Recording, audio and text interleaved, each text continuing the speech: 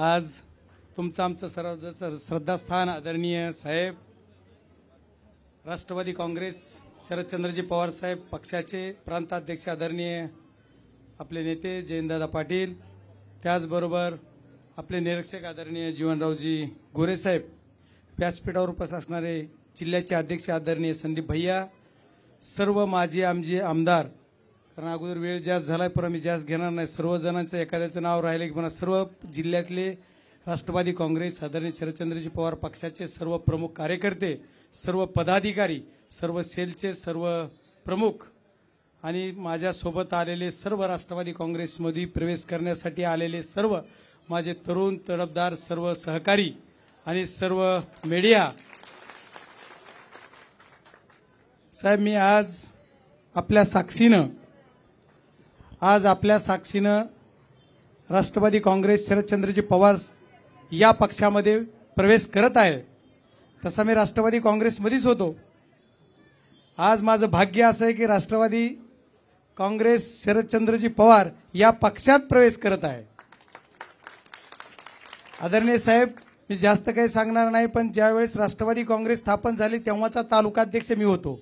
बऱ्याच जणांना माहित नसेल, बऱ्याच जणांना आमचा हिस्ट्री लावताना भाजप बरोबर मी आलो अशी लागू शकते, पण मी मूळ राष्ट्रवादी काँग्रेसच्या स्थापनेचा तालुकाध्यक्ष होतो। राष्ट्रवादी काँग्रेसाने आपल्या विचाराबरोबर काम केलं। मला बाकी दुसरं जास्त काही न सांगता एकच सांगायचंय की आपण जे मला संधी देता पक्षामध्ये घेऊन ती तुमचं खरोखरच मन मोठं म्हणावं लागेल। राष्ट्रवादी काँग्रेस पक्षाचे केज तालुक्यातील बीड जिल्ह्यातील सर्व तमाम माझे कार्यकर्ते आपल्या सर्वांच्या सोबत आहेत। मला एकच विनंती अशी करायची की मागील काळापासून माझ्या कार्यकर्त्यांनी बैठक पण 8-10 दिवसापूर्वी घेतली। बऱ्याच दिवसापासून कार्यकर्त्यांची इच्छा होती की राष्ट्रवादी काँग्रेस शरदचंद्रजी पवार पक्षात म्हणजे आदरणीय पवार साहेबांच्या नेतृत्वाखाली आपण काम करावं, आणि त्यांनी बैठक बोलवली। त्या बैठकीला मी हजर नव्हतो, तरी पण त्या सर्व कार्यकर्त्यांचं म्हणणं असं होतं की आपण बाकी राजकारणात आपल्याला काम करत असताना जो पेश पाहिजे तो पेश मिळत नाही, जो आपला सन्मान पाहिजे तो सन्मान मिळत नाही। या सन्मानाच्या दृष्टिकोनातून या कार्यकर्त्यांची तळमळ होत होती। मी बीड जिल्ह्यातील 5,09,817 लोकांनी मला मतदान केलं, यांचा सन्मान आणि स्वाभिमान राखण्यासाठी आज मी तुमच्या सोबत आहे साहेब, कारण मी या सर्व लोकांचा सन्मान आणि स्वाभिमान। आदरणीय साहेब, तुम्ही मला तत्कालीन ज्यावेळेस 6 विधानसभेचे प्रमुख बीड जिल्ह्यातले होते त्यांच्याशी चर्चा करून बहुमतानं आदरणीय निरीक्षक यांच्या सर्वांच्या सूचनेनं आपण मला देशाच्या उच्च सभागृहात जाण्यासाठी मागच्या वेळेस लोकसभेची उमेदवारी देऊन माझ्यावर खूप मोठा एक अनंत असा आशीर्वाद मला तुम्ही दिलेला आहे। त्या आशीर्वादातून मला ऋणी होण्यासाठी आयुष्यभर मी तुमच्या सेवेत राहील। आणि मी एकच सांगेल, आज काही जास्त बोलत नाही, आज फक्त एवढंच बोलणार आहे की साहेब मी कुठली अपेक्षा घेऊन आलो नाही। कुणी पत्रकार मला विचारतात काय कंडिशन आहे, मीडिया सर्व सोबत आहे। बरेच जण मीडिया म्हणतात तुमचं काय विधानसभा आहे का लोकसभा आहे। मी म्हणलं मी ज्या विधानसभेत राहतो त्या विधानसभा आमची राखीव आहे आणि तिथं आमचा उमेदवार ऑलरेडी आहे।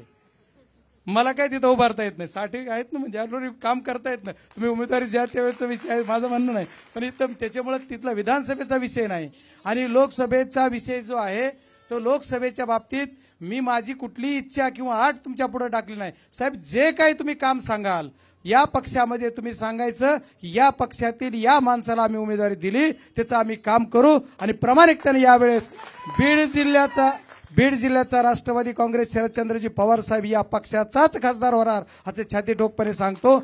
आणि तिथली टीम जी आहे, आपल्या जिल्ह्याचे अध्यक्ष असतील, सर्व सिनियर मोस्ट सर्व काम करणारी मंडळी, पण जिल्ह्यात खूप प्रेम करणारे माणसं साहेब, आज सर्व वेळ असताना आपण सर्वजण एकत्रितरित्या आशीर्वाद देताय, ताकद देताय। माझ्यासारख्या कार्यकर्त्याला सर्व तालुक्यातून जिल्ह्यातून जेवढा आशीर्वाद मिळतोय की आशीर्वादाच्या जोरावर मला फक्त काम करण्याची संधी द्या।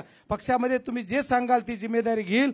राजकीय दृष्ट्या कुठल्या उमेदवाराला तुम्ही संधी द्याल त्या उमेदवाराचं काम प्रामाणिकपणे करून महाराष्ट्रातून बीड जिल्ह्यातला खासदार भारत देशाच्या संसदेमध्ये 100% जाणार म्हणजे जाणार, याच्यात कुठली शंका नाही। मला काही पत्रकारांनी विचारलं साहेब, आता येताना माझ्याबरोबर होते, तुम्ही काही इच्छा प्रगट केली? म्हणलं माझी काही इच्छा नाही। आदरणीय शरदचंद्रजी पवार साहेब आमचे प्रांताध्यक्ष साहेब हेच आमचं सर्व काही आहे, त्याच्यामुळे आम्हाला दुसरं काही आमची अपेक्षा नाहीये। आता या सगळ्या गोष्टीतून आपल्या सर्वांना एक विनंती आहे, सर्व कार्यकर्त्यांना आम्ही भाषण केले, आमचं ऐकलं म्हणजे भागत नाही, तर तुम्ही सर्वांनी सुद्धा तनमन धनानं आपण सगळ्यांनी ताकद लावून आपल्या मतदारसंघामध्ये खूप खूप मोठे मोठे प्रयोग होणार साहेब.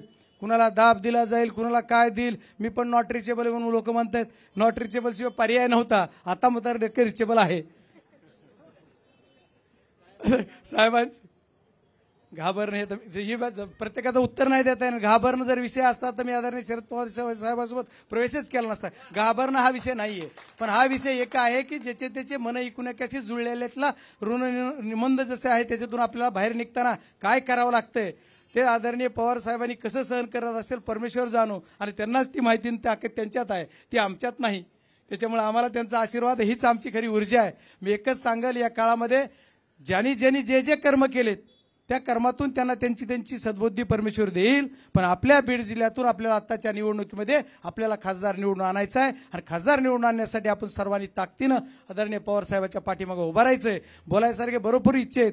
मी काय सांगितलं की मी बोलतो भाषणात, एका मीडियाला पण सांगितलं की माझी इच्छा काय आहे, तर माझी इच्छा एकच आहे साहेब, की माझ्या बीड जिल्ह्यातल्या जनतेचं दरडोई उत्पन्न वाढलं पाहिजे. याच्यासाठी मला काम करायचंय. बाकी दुसरं काय भाषणातून बोलून नाही, चांगले हातवारे करून नाही, मला भाषण येत नाही, पण मला करायचंय. आणि ते करण्यासाठी साहेब मी येडेश्वरी कारखान्याची स्थापना केली. येडेश्वरी कारखान्याच्या माध्यमातून शेतकऱ्याला बीड जिल्ह्यात नव्हे तर मराठवाड्यात सर्वाधिक भाव, पहिली उचल सुद्धा यावर्षी सुद्धा 2750 द्यायचं काम मी केलं साहेब. आणि बाकीच्या दृष्टीत बीड जिल्ह्यात जी कारखाने चालू आहेत ते काय करतात मला माहित नाही, पण माझा सर्वाधिक भाव आहे आणि सर्व लोकांना 15 दिवसाला पेमेंट करतो.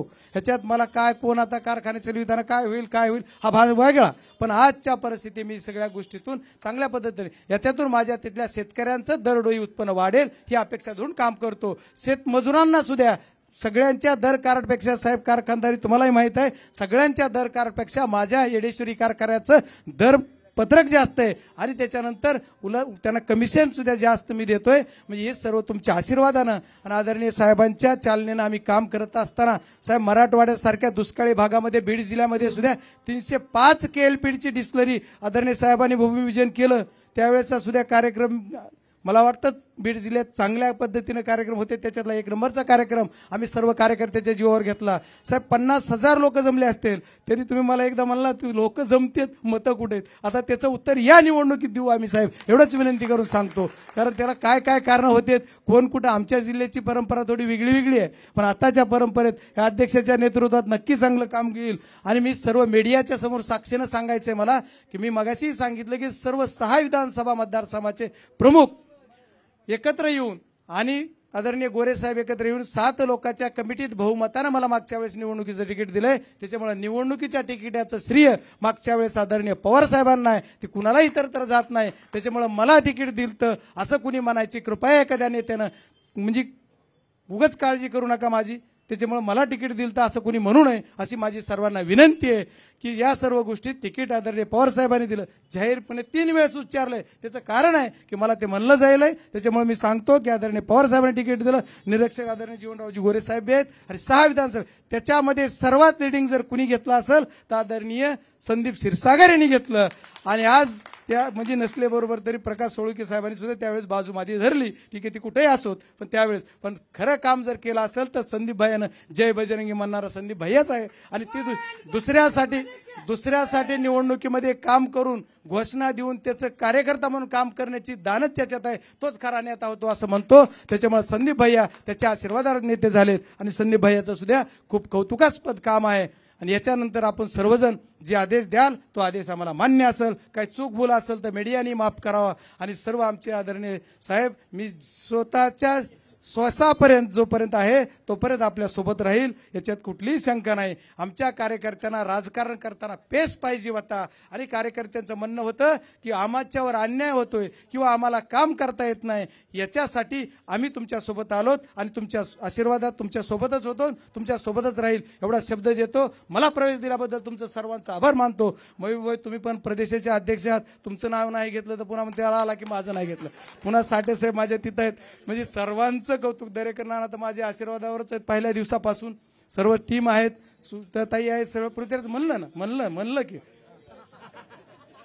साहेब तुम्ही जी द्याल तो आदेश, जी काय सांगाल ते आम्हाला काही अडचण नाही.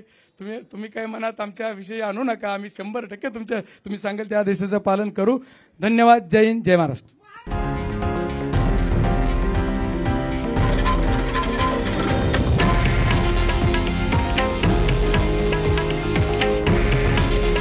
हे आहे देशातील नंबर 1 न्यूज नेटवर्क आणि आपण पाहत आहात TV9 मराठी.